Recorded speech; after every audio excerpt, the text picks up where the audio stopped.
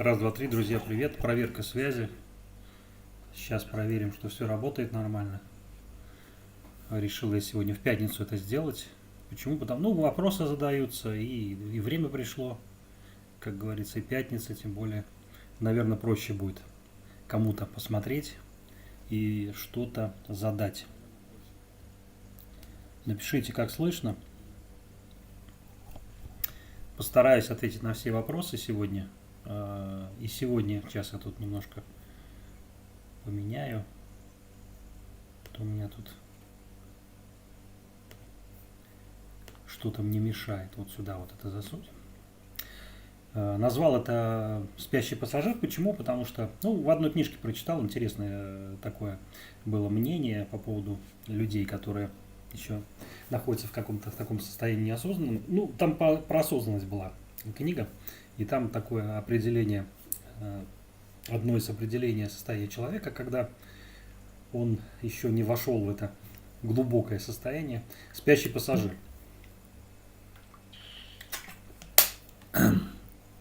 Чтобы не быть таким спящим пассажиром, мы сегодня разберемся. Мне написали в комментарии по поводу Фликера. Вы знаете, что идея делать канал была как раз связана с фотографией и с тем, что в интернете я не нашел, что делать с Фликером, как там работать, вообще для чего он нужен и какие преимущества, недостатки есть в этом деле. Поэтому я записал, после того, как в течение многих лет проводил эксперименты, поскольку информации не было по Фликеру, я записал множество видео на основании своих экспериментов, чтобы определить, как же алгоритмы Фликера работают, зачем он вообще нужен, что это за площадка, как вырасти на ней, почему на ней присутствуют практически все самые топовые фотографы, как можно в том числе и продавать, используя знания об этой площадке. И если вы смотрите не только русскоязычных блогеров, но и известных зарубежных фотографов, Адама Гибса, теперь он лицо Фудзи, и не только, Томаса Хитона, Марка Дени, Маккинона, то есть, и всех прочих миллионников, так называемых, вы наверняка знаете, что они так или иначе все равно присутствуют на фототрипер тот же самый. В общем, по Фликеру здесь множество интересных процессов за последние годы произошло. И сейчас эта площадка ориентируется в том числе на молодых пользователей, на новых пользователей, которые только вошли. Но для того, чтобы не нарушать не делать какие-то ошибки, я записывал видео по 9 ошибок, что нужно делать, что не нужно делать. Соответственно, сегодня мне как раз написала новая пользовательница Фликера. Мы сейчас попробуем, перейдем на ее страницу и заодно, может быть, на ее примере я покажу вкратце, какие первые впечатления, когда ты сталкиваешься с новой платформой, с новой системой, ты не знаешь, как она работает, что вообще. Поэтому эти вопросы у всех возникают. И у Сергея Коста. Я надеюсь, что сегодня у нас появится побольше здесь пользователей в пятницу. Посмотрим. Хотя обычно я делал в среду. Чат открыт, пишите. Не только по Фликеру поговорим. Сегодня у меня был небольшой поход. Я сделал фотосессию в Лахте. Просто увидел, что ветра не было, поэтому недалеко тут сделал пару фотографий. С учетом того, что у меня на понедельник по циклу Фликера должен быть Explorer. Про эти секреты я рассказывал в своих видео, как попадать регулярно, какие циклы Explorer, что нужно для этого делать, какое минимальное количество просмотров фотографий должно, чтобы он имел шанс попасть туда. И прочее, прочее. Заодно сегодня действительно не было ветра, хотя листья уже все слетели. И я попробовал сделать какой-то арт. В нашем сообществе в Телеграме фото F1, вы знаете, мы обсуждаем эти дела все пишут, кто участвует в жизни сообщества, какие-то интересные жанры, может быть, какие-то места силы находят люди. И, собственно говоря, чтобы не быть спящим пассажиром, я думаю, что у нас с вами все получится. Давайте попробуем начать с Фликера, а так дальше как пойдет уже, посмотрим. Сейчас я попробую переключиться. Надеюсь, что сегодня компьютер у меня нормально будет работать. Долго я не буду задерживать вас. Начинает опять подвисать, как обычно.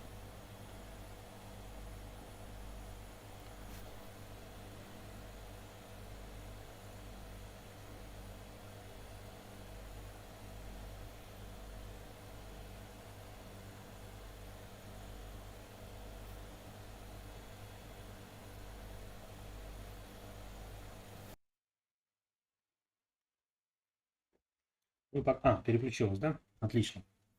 Так, итак, я вкратце, хотя я рекомендую все-таки посмотреть людям мои видео по Flickr в моем плейлисте, который так и называется, про Flickr. Но, тем не менее, если вы, скажем так, все-таки не собрали все в один единый как бы комок, я вкратце сейчас опять пробегусь про те вещам, которые нужны для тех, кто впервые во Flickr. Flickr — это сообщество. Основное, то, что вам нужно знать, что у вас есть ваша страница, которые, когда вы нажимаете, ну вот я покажу на примере компьютера, хотя в приложении все это еще проще.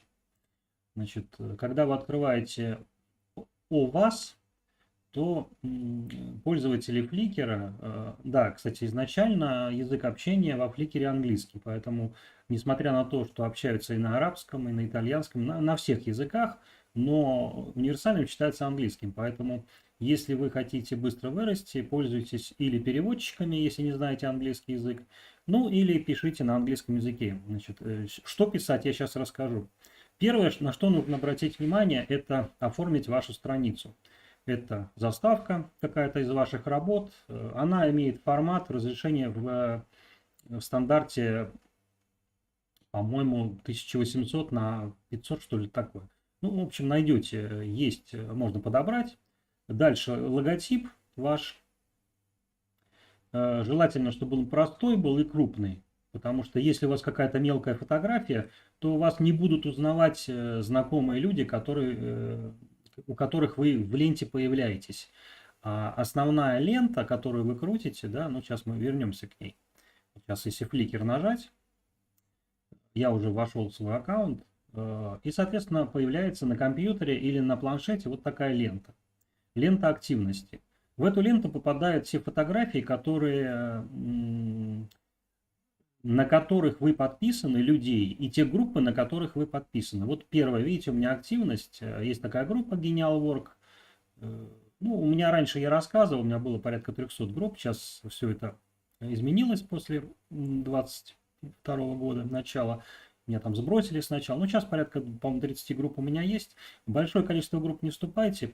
Прежде чем выбирать группы, осознанно делайте. Потому что Flickr — это роботизированная система. И на основании тех действий, которые вы с ним делали, что вам нравится, что не нравится, он будет вам это предлагать и продвигать вам именно в этой нише. То есть, если вы занимаетесь портретами, если вам нравятся портреты, ну, соответственно, если вы не ограничиваете себя жанром, ну, дальше идут у меня список людей, на которых я подписан. У меня их немного. Раньше это была цифра такая, наоборот. Ну, сейчас мы к этому вернемся. Значит, ну и что мы здесь видим? Мы здесь видим на компьютере сразу вот эти все работы, которые были опубликованы в ближайшие несколько часов.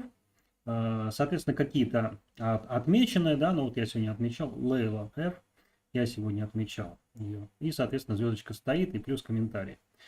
С правой стороны вы видите дискуссии, которые открыты в группах. Общее количество просмотров сегодня моего аккаунта. Сейчас немножко Flickr. Можно изменить, можно сделать вот такой, например, вид, если вам нравится ваша активность. Здесь тоже можно выбрать или вся активность, или выбрать, чтобы люди отображались. Ну, это уже тонкости. Это все технические тонкости, которые не говорят вам о том, что же вам нужно действительно делать и знать в первую очередь. А в первую очередь вам нужно знать, что Flickr ориентируется на ваши действия, которые вы предпринимаете.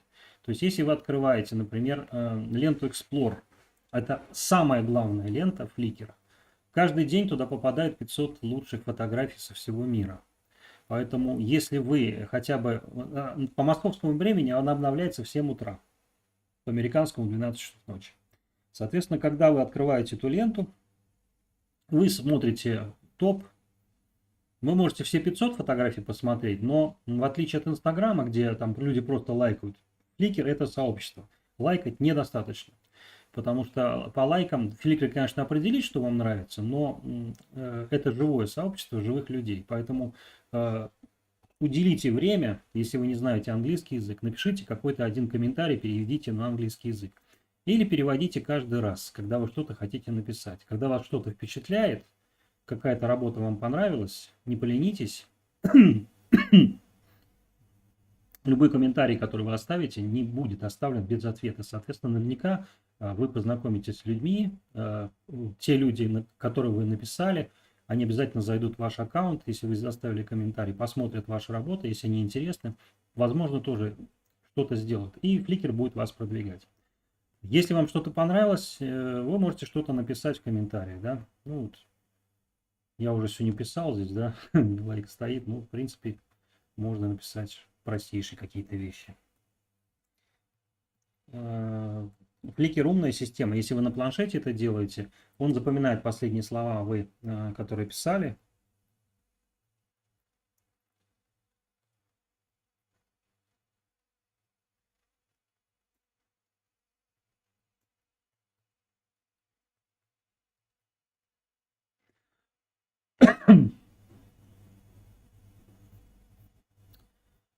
Значит, что еще важно? Начинать, конечно, нужно не с Explorer, хотя активность ваша, у меня это занимало когда-то очень много часов в день, прежде чем я изучил алгоритмы, для того, чтобы понимать, как это работает. И существует множество тактик во Flickr, как это вести.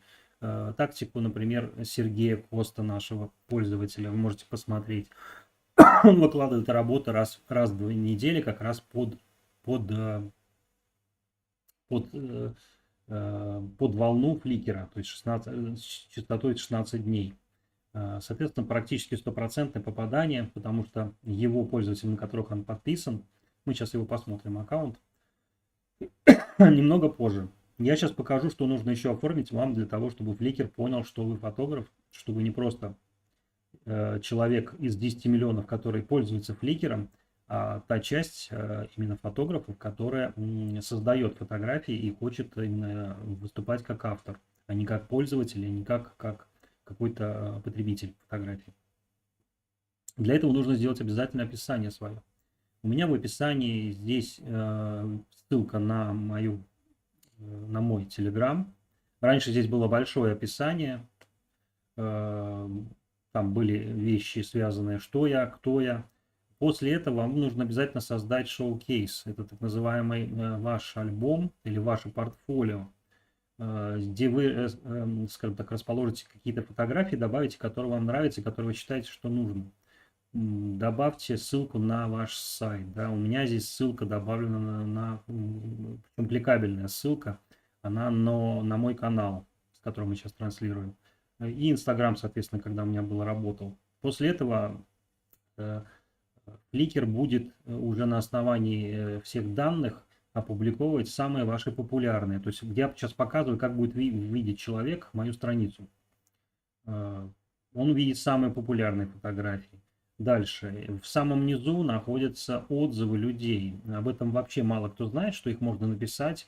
Заставить вы, конечно, никого не сможете, но тем не менее кто-то из тех постоянных ваших пользователей, которые постоянно с вами переписываются, вы с ними общаетесь, они обязательно напишут отзыв про вас, кто впечатлится сильно. Ну и после этого это все будет внизу. Это все влияет на ваш ранг в Flickr, соответственно, дальше пробежав. Первое это о вас, дальше фотострим, это все работы, которые вы выложили в открытом доступе, альбомы, нужны для поиска, да, тех жанров, если человек заходит в ваш аккаунт и хочет по альбомам что-то найти, ну, альбомы дают преимущество. Дальше это те фотографии, которые вам нравятся. Значит, что здесь я бы обратил внимание? Вот, например, сегодня пользователь, который мне задал вопрос, новый пользователь Flickr, насколько я понимаю, Первое, что я открыл, посмотрел. Вот смотрите, значит, есть...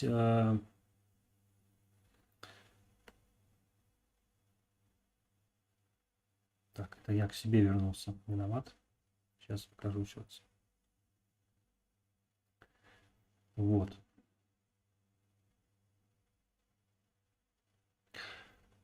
Если я сейчас нажму на аватар, вижу, есть оформлена обложка, значит, чего нету.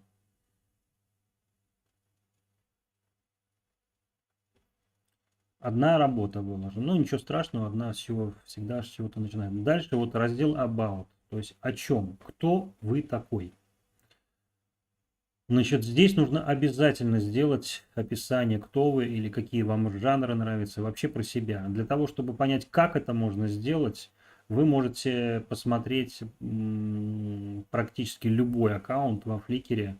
Можете начать с тех людей, которые вам близки, те жанры, которые вам близки. Ну, даже мой можете посмотреть, о чем я писал.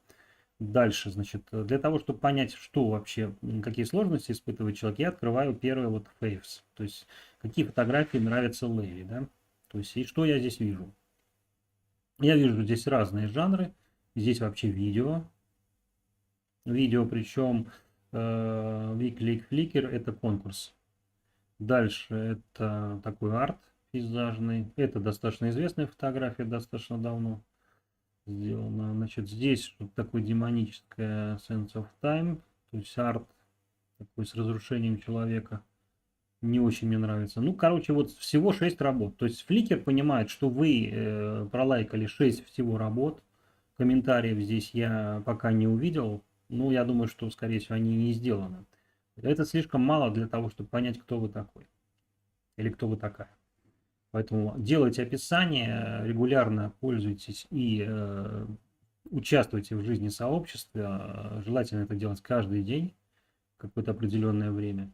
Значит, галереи. Значит, галереи вы можете сами создавать из тех фотографий, которые вам нравятся. Вы можете определить, дать название галереи и создать такую галерею. У меня такие галереи были созданы, но я, честно говоря, особо ими не пользуюсь. Иногда очень редко что-то добавляю.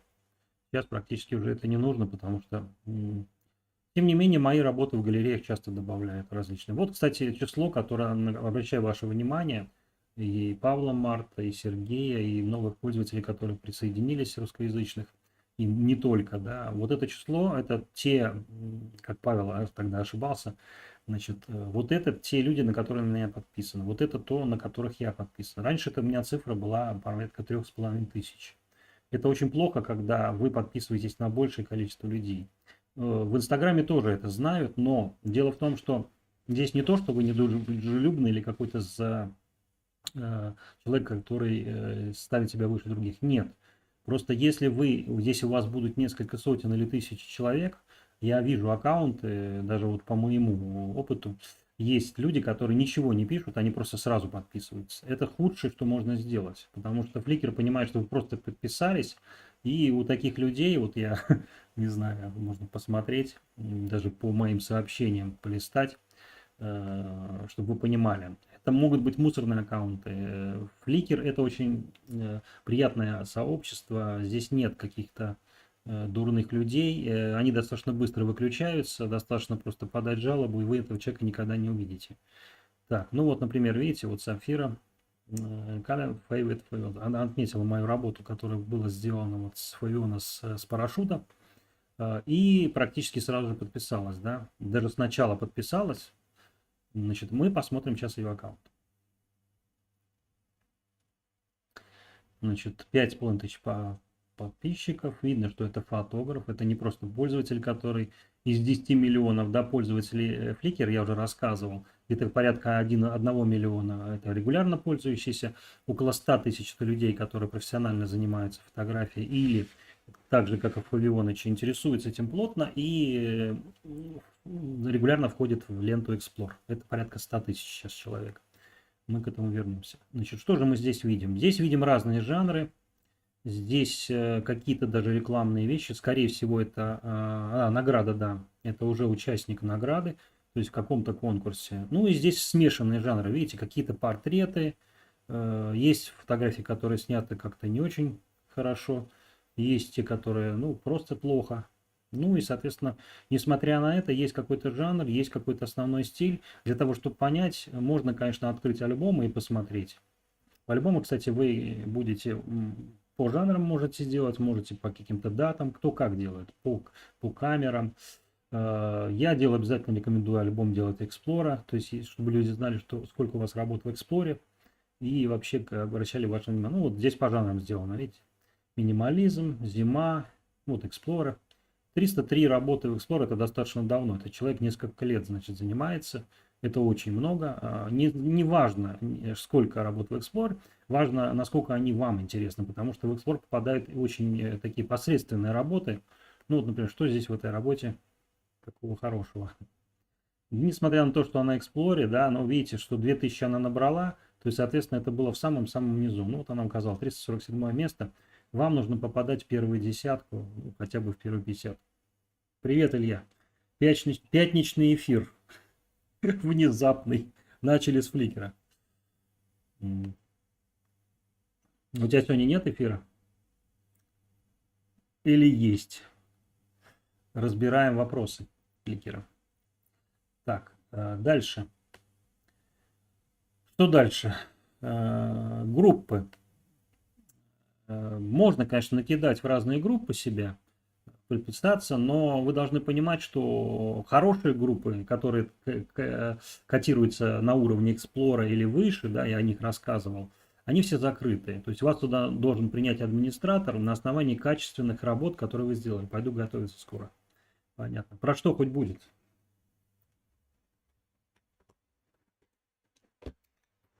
О, какая штука есть.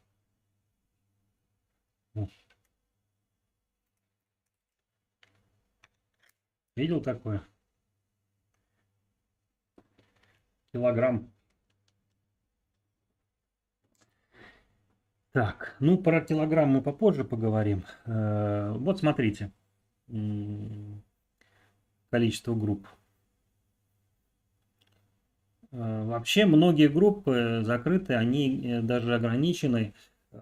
Клиент у пользователя не может быть 30 и больше 60. Есть такое ограничение. Некоторые группы не попасть. Потому что вы должны понимать, что если вы в группе участвуете в жизни, сколько времени вам требуется для того, чтобы зайти в эту группу, посмотреть, кто что добавил. То есть это просто занимает огромное количество времени. Но есть группы, которые сами будут просить ваши работы, если вы действительно автор, если вы хорошо это делаете, и добавляться. Соответственно, группы закрытые требуют определенных действий, да, это комментарии, это нужно отметить несколько работ. Ну, покажу на примере, например, давайте на примере даже тех групп, которые у нее известны. Сейчас я сразу определю. Человек опытный, поэтому у нее есть группы нормальные. Так, креатив, монохром элит. Ну, давайте монохром элит посмотрим. Вот смотрите. Группа закрытая, требует подтверждения администратора. Для того, чтобы понять, насколько это так, вы можете открыть саму группу и прочитать все, что про нее написано. Да? Есть фотографии, есть члены, сколько в ней. Ну, здесь видите, 3000 человек, это достаточно крупная группа. By invite, то есть по инвайту вход.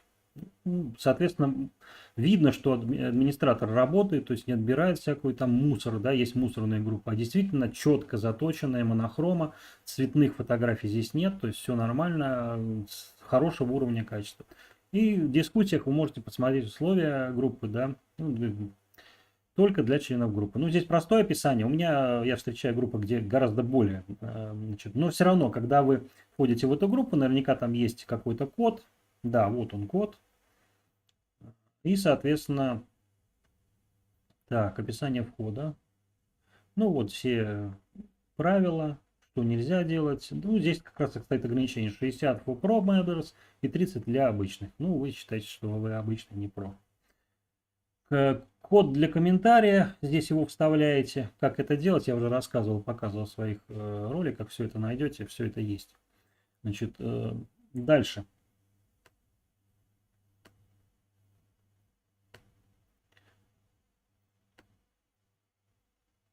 Ну, а дальше, я думаю, что будут у вас вопросы. Заходите в группу Телеграма, фото F1, все там ответим. Я сейчас хочу вам показать одну интересную вещь, которая попала мне в руки благодаря Павлу. Точнее, не Павлу, это Павел будет пользоваться ей.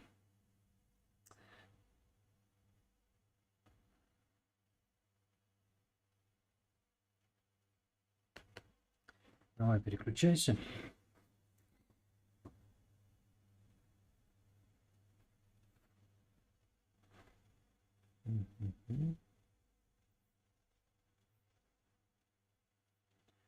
Так что вот, делайте описание, делайте вашу активность, да, как делаете вашу игру, как говорится. Ну и попадете в Explorer. Рано или поздно.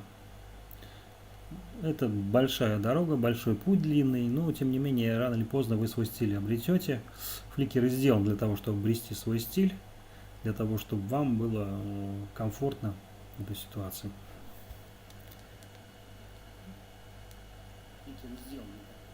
Так, переключилась, да?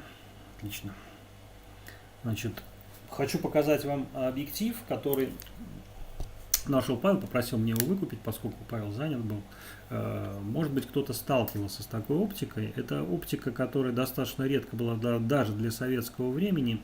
Я про него рассказывал, у меня там записан был небольшой короткий ролик. Гранит 11 это самый популярный, как говорится, объектив, как написано в Википедии, самый популярный зум в Советском Союзе.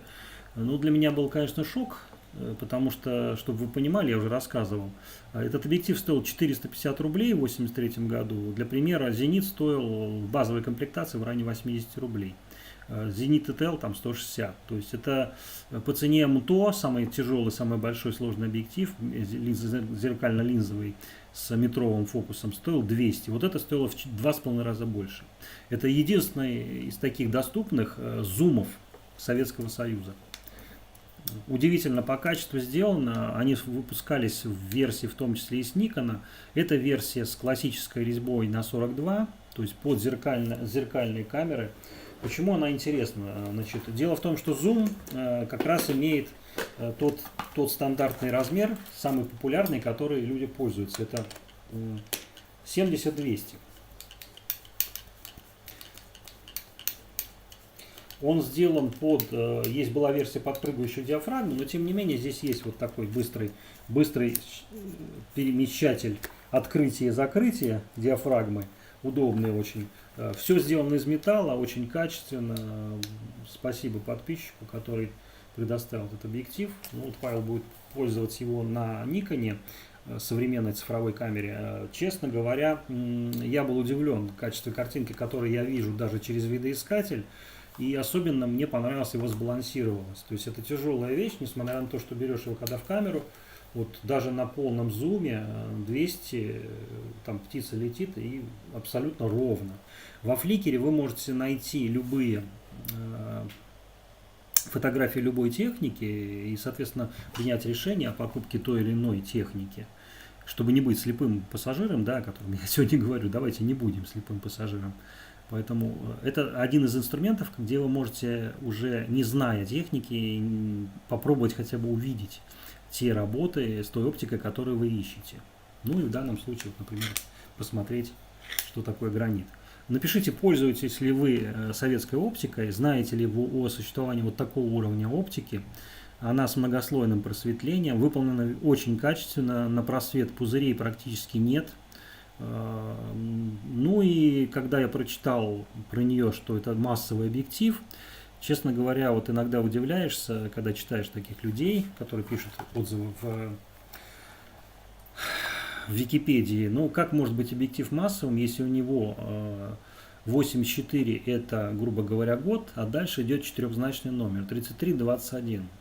То есть для примера, ну, вы понимаете, что, например, смена 8М выпустилась там 20 миллионов экземпляров. Те же самые Гелиосы там тоже миллионами выпускались. Здесь не то, что миллионы, это там тысячи, единицы тысяч, даже не десятки тысяч. Поэтому, конечно, удивляет такой подход в описании. Но поскольку информации ложной очень много в интернете, все-таки старайтесь искать более правдивую информацию. Ну, для этого можно использовать, например, нашу группу в Телеграме. И, кстати, объектив что вот с таким кейсом кожаным, который уже от времени весь разошелся, но тем не менее вот он такой. Можно, конечно, снимать такой техникой только на пленку, и многие сомневаются, будет ли качественная работа, если мы будем пользоваться такими объективами для современных цифровых камер с множеством мегапикселей, о которых я рассказывал. Ну, как оказывается, может. Если мы перейдем сейчас во Flickr, например, то мы можем посмотреть работы, в том числе и с этого объектива, не только с этого, и с тех редких объективов, с тех редких камер, которые вы, может быть, ищете. Сейчас попробуем переключиться.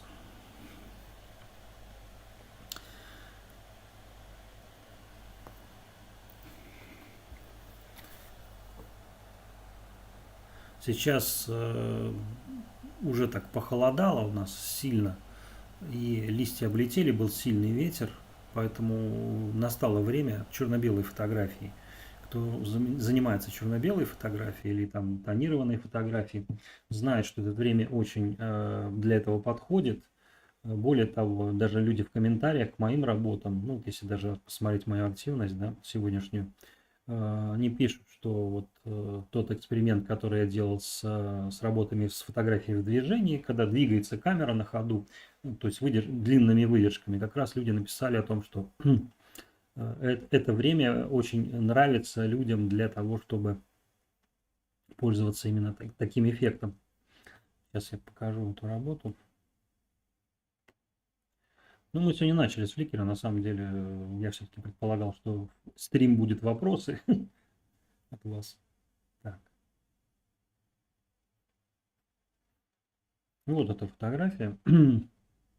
Выдержка не такая уж длинная, но тем не менее все равно я пробовал разную точку фокуса поворота камеры. Ну, здесь точка фокуса поворота где-то вот здесь находится. Поэтому вот выглядит. Это сделано не в фотошопе, это реальная съемка вот с таким эффектом. Ну и, соответственно, в Xcode можете посмотреть, какая была выдержка. Ну, насколько я помню, там 1/6 секунды, по-моему. 3 Гц. 3 Гц я называл сначала. 1/3 секунды. Сегодня я делал работу на закрытой диафрагме, поскольку сейчас очень, я говорю, было затишье перед, видно, заморозками. И красивый вид, который я сейчас в нескольких вариантах обработал. Ну вот во Flickr, в Телеграме, в нашем канале вы можете уже эту работу увидеть.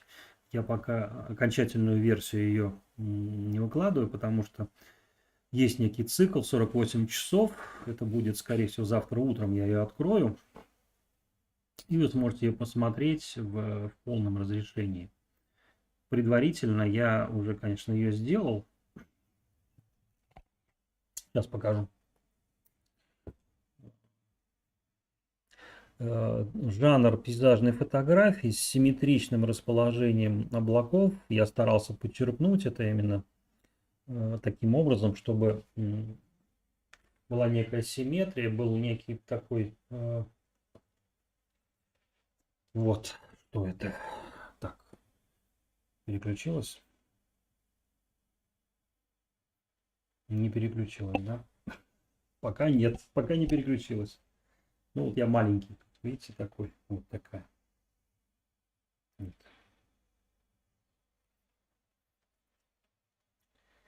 Вот такая работа. Ну пусть это будет неким таким даже посылом, чтобы вы зашли потом во Flickr или зашли в нашу группу Instagram, Telegram, чтобы посмотреть, что из этого вышло. Это такая пасмурная погода, практически штиль на Лахте. Ну и плюс я сделал тут несколько еще таких портретов с силуэтами людей в черно-белом варианте. Может быть, кому-то это тоже зайдет, кто ищет такой какой-то необычный стиль, стиль, да, ну вы знаете, что я люблю такие техники Colored, когда часть черно-белая и части силуэтов вдалеке в цвете, такие варианты. или какие-то, ну, что-то типа такого.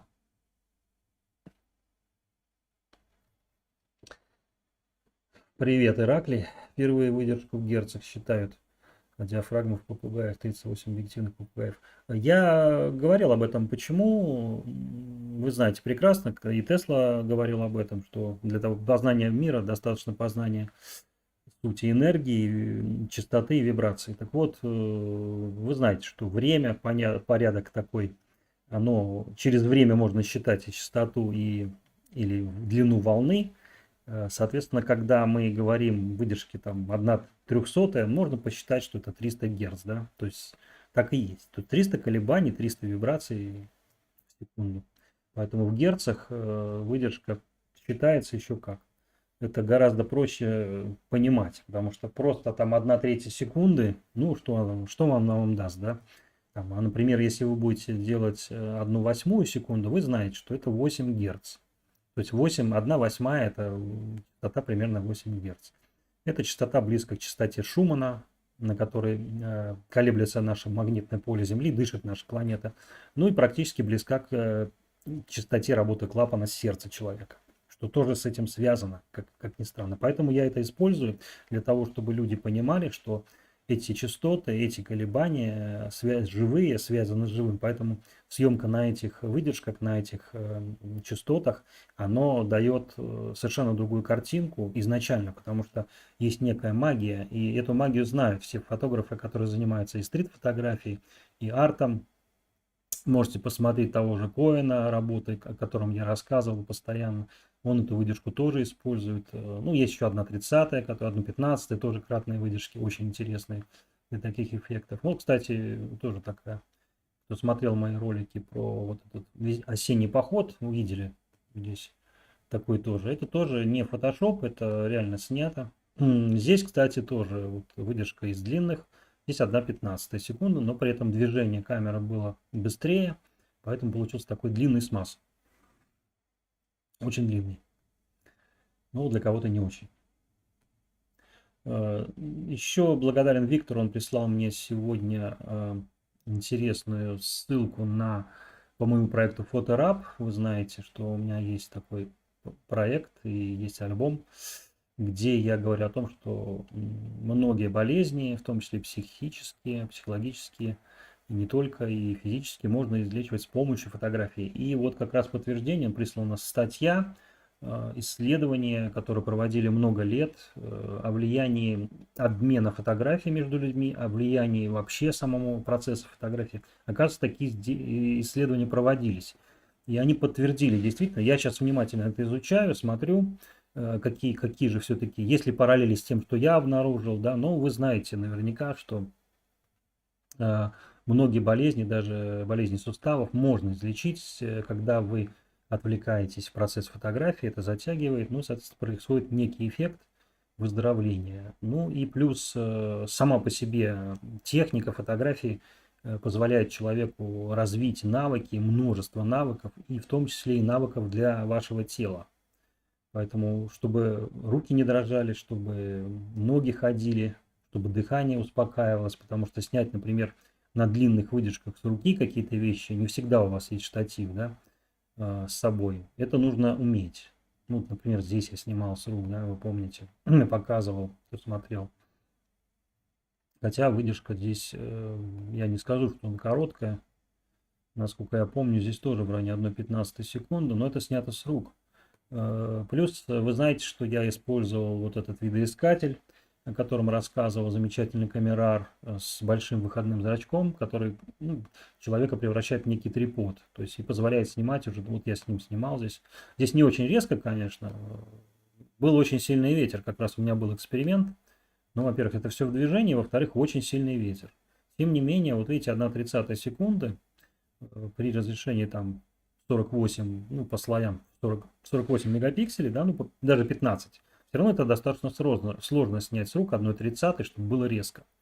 Тем не менее, учитывая, используя практики дыхания, успокаивание, да, и, соответственно, вот такие приспособления или с помощью ремня, как я говорил, можно снимать. Вот тоже, кстати, образец я снимал с рук, потом обрабатывал все это.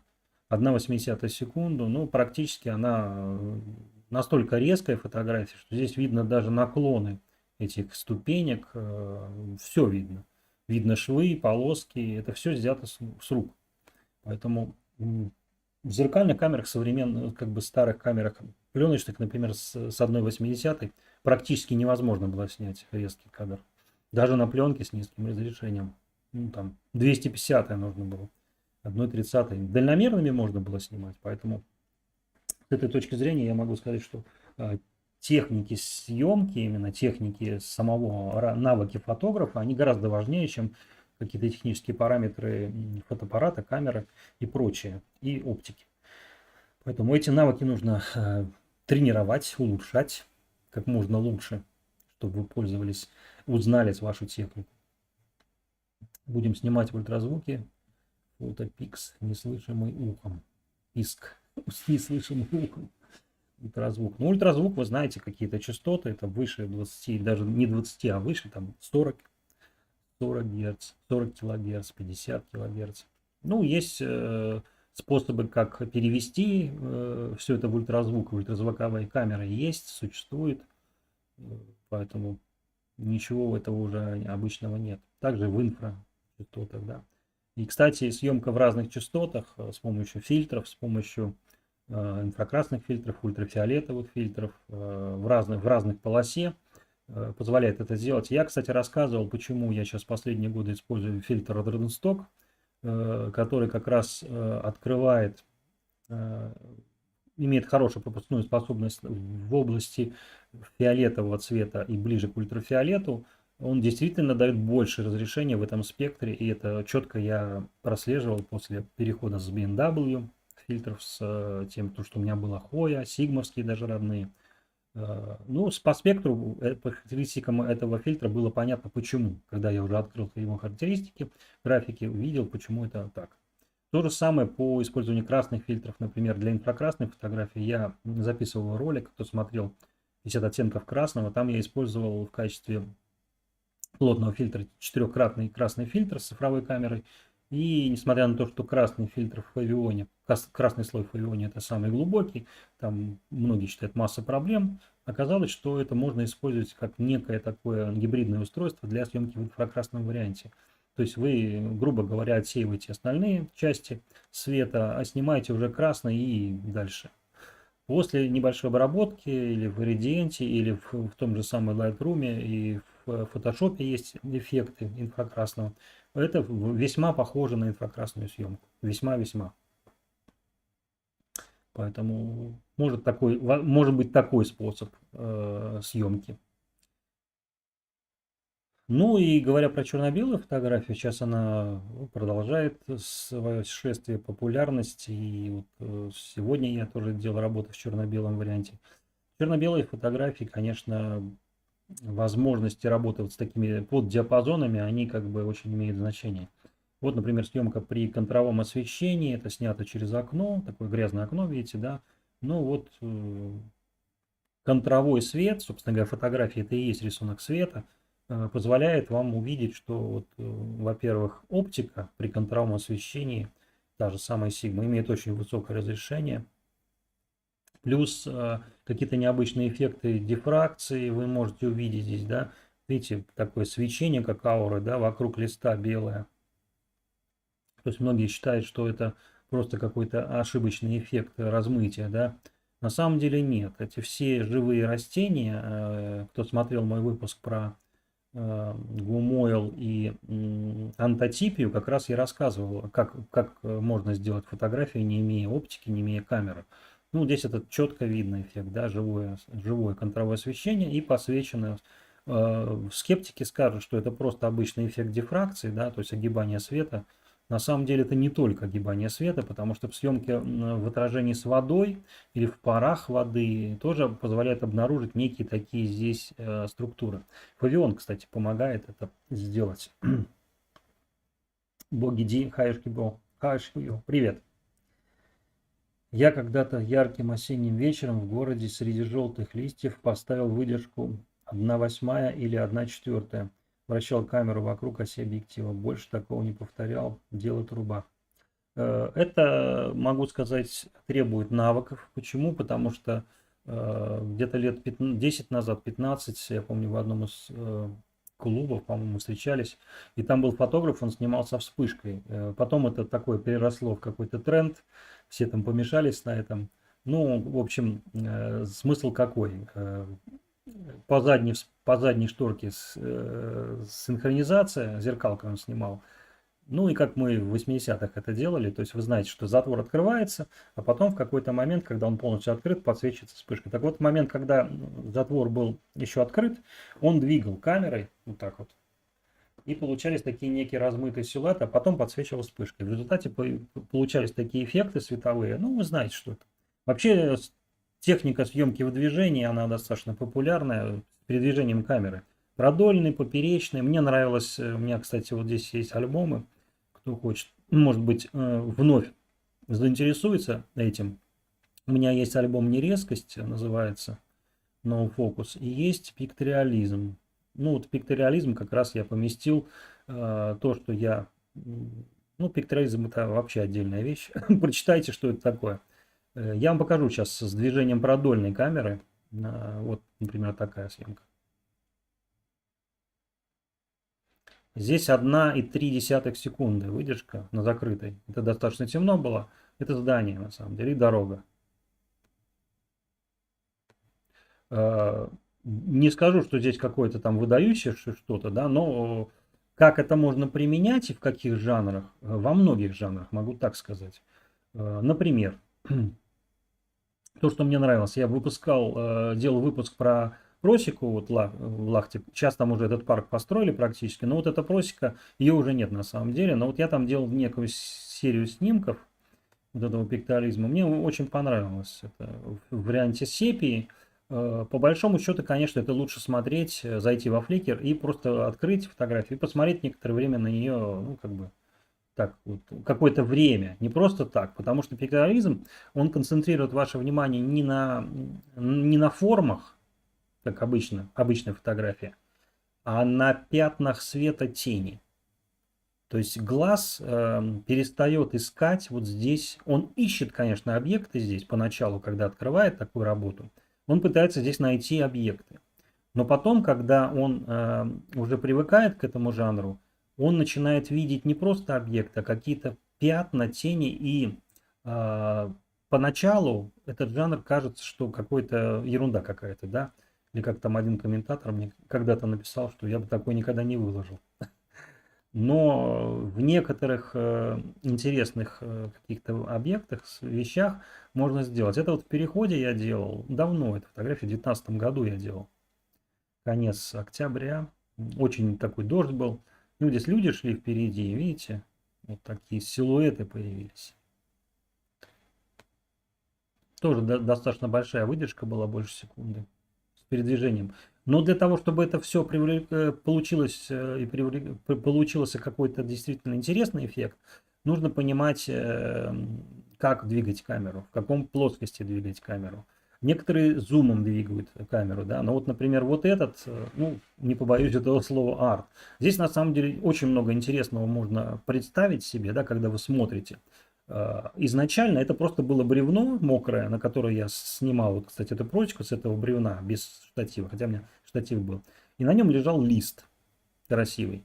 Но мне недостаточно было просто снять лист, я хотел сделать что-то вот с движением. Я сделал это движение, потом это обрабатывал в разных техниках, инвертировал, получил вот такое.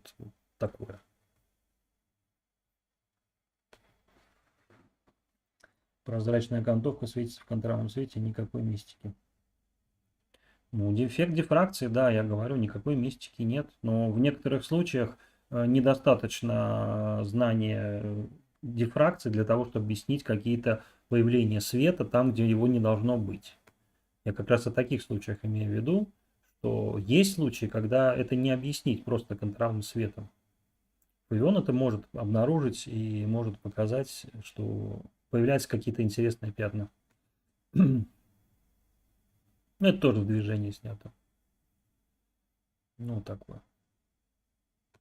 Это все эксперименты. Не рассматривайте это как руководство к действию, но тем не менее, когда-то приходит момент, когда может это пригодиться. Или вот это, например, у меня когда был выпуск, можете посмотреть, выпуск называется по названию песни про осень, кстати, про ноябрьский дождь, если найдете там. И там как раз обложка вот этой фотографии. Очень сильный дождь, девушка с зонтиком, я иду навстречу, длинная выдержка, причем она, видите, сдвинута, камера сдвигается, плюс и двигается вперед, и, ну, мне нравится. Есть у меня вариант черно-белый, он более такой простой, может быть, для восприятия, но вот цветной вариант тоже интересный. Это что касается вращения. Ну, вот такие фотографии вы видели во Flickr наверняка, уверен, потому что с стволами, с размытием в фотошопе их там просто каждый день встречаются. Но у меня была как бы задача здесь сделать не в фотошопе, а сделать это реально вживую снять. Вот именно снять вживую так, чтобы получился такой эффект. Можно так сделать? Можно, да, друзья. Вот это сделано без всяких фотошопов. 15 секунд выдержка. С перемещением камеры в небольшом диапазоне движение было сделано, поскольку вы знаете, что я не первый день фотографирую, поэтому у меня это получилось. 15 секунд на закрытой на 16 дождь был пасмурно. Это что касается вот этих размытых фотографий. Ну, можно, конечно, это искусственно сделать, как вот здесь, например. Но это уже больше эффект именно размытия. Как раз выпуск про ЦПКО был. Это в подземном переходе. Здесь вот видите, я лампы эти так высветлил. Ну и фокусировка на саксофониста в центральной части. Некий эффект погружения, такое концентрирование на основном действии, да. Хотя можно наоборот сделать, то есть вот центральная часть может быть размыта, а здесь наоборот резкое все. То есть это все, что вы хотите показать, что вы хотите сделать с фотографией и на чем вы хотите сделать акценты. Вот, кстати, я упоминал про съемку через красный фильтр. И вот тоже это, кстати, Лахта, то место, которое я сегодня опять посетил. Вот это сделано по типу платина типи с большим зерном.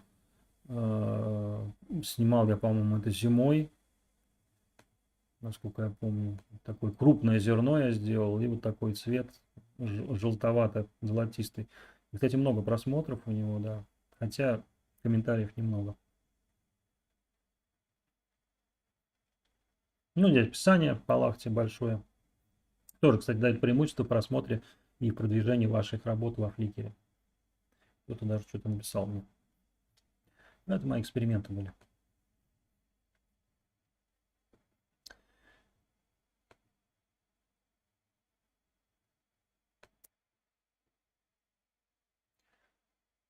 Так что вот как-то так.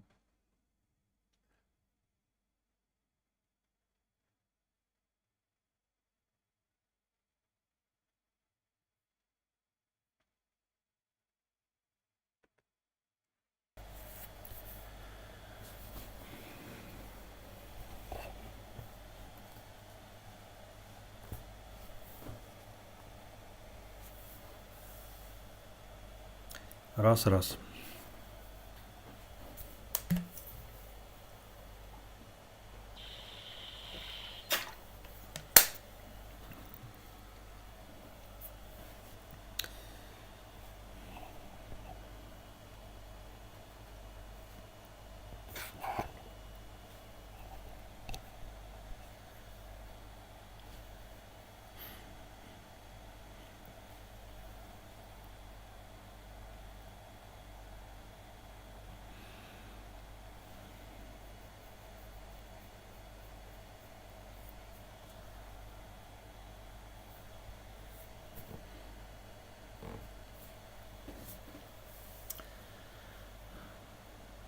Тема: размахивать камерой перед люминесцентными лампами, которые стробят и рисуют пунктир. Ну, там не только с люминесцентными лампами, они используют и диодные. И у меня, кстати, если смотрели ролик, где я показывал вот этот люмокуб, это диодная лампа с зеркалом, который может и стробить, работать как в режиме строба. Если вы снимаете пейзажные фотографии, это интересный инструмент. Но, кстати, настанет уже когда потемнее. Мы сделаем обязательно такой эксперимент. Я это делал с пленкой много лет назад, но мне хотелось все-таки это сделать с помощью цифровых камер. Это, ну, грубо говоря, вы создаете студийную съемку в пейзаже. То есть вы подсвечиваете принудительно или кусты, или деревья, или какие-то объекты определенным светом, но это может делать не только светом, который постоянно работает, да, постоянный свет, но и импульсным светом. Причем люмокуб этот как раз он задает частоты. Вы можете выбрать частоту там грубо говоря, 3 вспышки в секунду, там реже, чаще. И из того, что будет происходить, если вы снимаете на длинных выдержках, вот, например, Сергей, наш пользователь, мы, кстати, сейчас пройдем, посмотрим, что Сергей делает. Он много снимает очень на длинных выдержках, и такая техника, она иногда помогает, потому что бывают объекты, которые, ну, никак их не подсветить, ничего не сделать. Вот, кстати, поиск фликера дает результат. Ну, выбираем пост и смотрим. И, например, вот в поиске пост people, и мы сразу найдем Сергея. Так. Вот.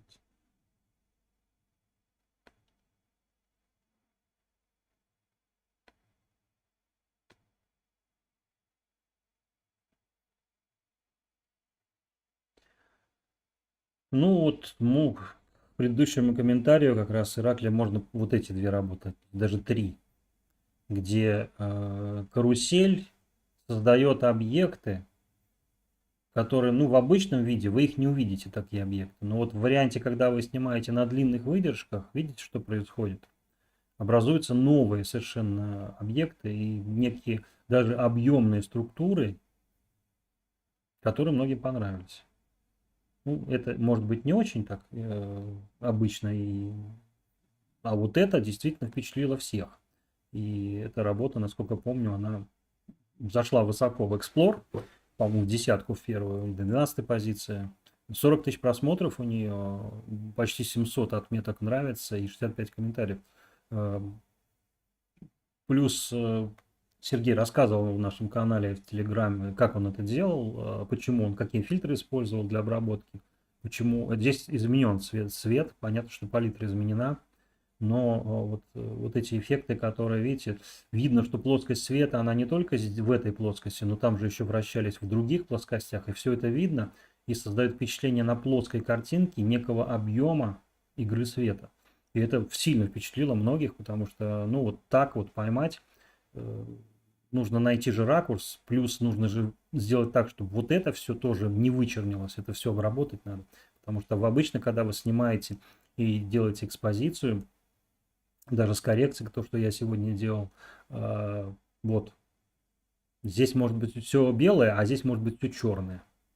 С этим я сегодня как раз тоже сталкивался, когда снимаете отражение, что делать с этими глубокими тенями проваленными. А вы знаете, что если камера имеет небольшой динамический диапазон, я имею в виду DP3, на который я снимаю, то вы должны уметь этим инструментом пользоваться, как вытащить из этих теней, не пересветить или наоборот. Плюс здесь вот смотрите, вот силуэт здесь человека, да, второй человек движется, то есть это все равно не секунды, 5 секунд, много, много. На лица надо возвратить, но не развратить, привлечение внимания. Ну, я рассказывал, что была мысль, что он хочет сделать шорты короткие, да, в своем стиле на моем канале, или сделать свой канал отдельный. Шорты именно вот на лица. Поэтому здесь как раз вопрос, делать или нет. И крайняя работа, которую он делал, кстати, по-моему, у Сергея завтра или послезавтра, у него цикл, по-моему, Эксплора. Это вот с салютом. Ну, там, конечно, вообще удивительная вещь. Эту работу я пропущу, она мне не очень понравилась. А вот та работа, которая с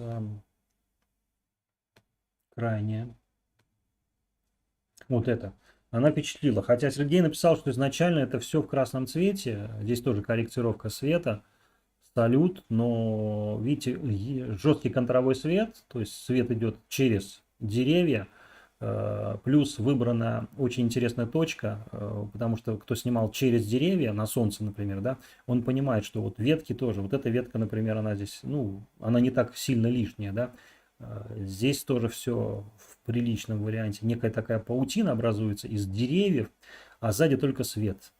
И тоже хорошо, очень хорошо. Плюс вы должны понимать, что вспышки-то, видите, они же с разным дистанцией времени происходит, поэтому понятно, что с первого кадра такой не делается, это делается несколько кадров, потом убирается, но все равно это стоило того, чтобы набрать 15 тысяч просмотров, и, соответственно, это наверняка в какую-нибудь галерею попадет, можно добавить, кстати, и во множество групп. Но здесь же речь не про то, чтобы для вашего эго там попасть в несколько групп и набрать сколько просмотров, а речь про то, что вы совершенствуете свое мастерство в конкретном жанре, да, если говорить о съемке, Сергей, то что занимается съемка при больших выдержках, длинных выдержках. Она так и есть группы, есть long exposure, так называемые группы. То есть у него множество снимков именно на больших выдержках. Хотя здесь есть и пленочные фотографии, но вот это тоже, кстати, интересная очень работа. Она очень много набрала, 60 тысяч почти, хотя я ее сделал в мае месяце, это действительно много. Туманная съемка, и этот свет, который, как он объяснял, рассказывал, что это свет именно тоже зарево от каких-то салютов. 9 мая съемка. И получился такой эффект, видите, необычного цвета. Здесь минимальная коррекция, практически нет коррекции цвета, как он говорил, 2 секунды. Несмотря на то, что нет каких-то специальных подсвеченных источников, да, но вот само действие искусственного освещения салюта и искусственное освещение Кремля, да, здесь Кремль, по-моему, плюс отражение в воде, все это создает атмосфера и палитра, двухцветная палитра, сочетание как раз красного с зеленым, то, что надо. ХДР спасение утопающей помойки. Да. Ну вот как-то так. Если сегодня больше вопросов нет, то я думаю, что я вас больше утомлять не буду. Те, кто задавал вопросы по фликеру, я надеюсь, что я сегодня ответил. У кого будут какие-то конкретные вопросы, переходите в нашу группу в Telegram. Группа в Telegram так и называется, фото F1 точно так.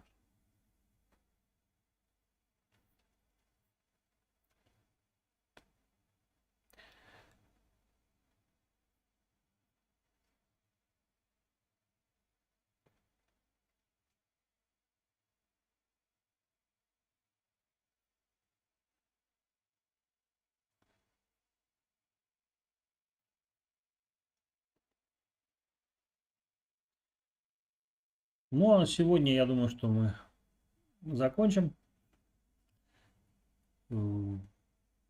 Надеюсь, что однолицый появится. Сам определит, что ему делать, что нет.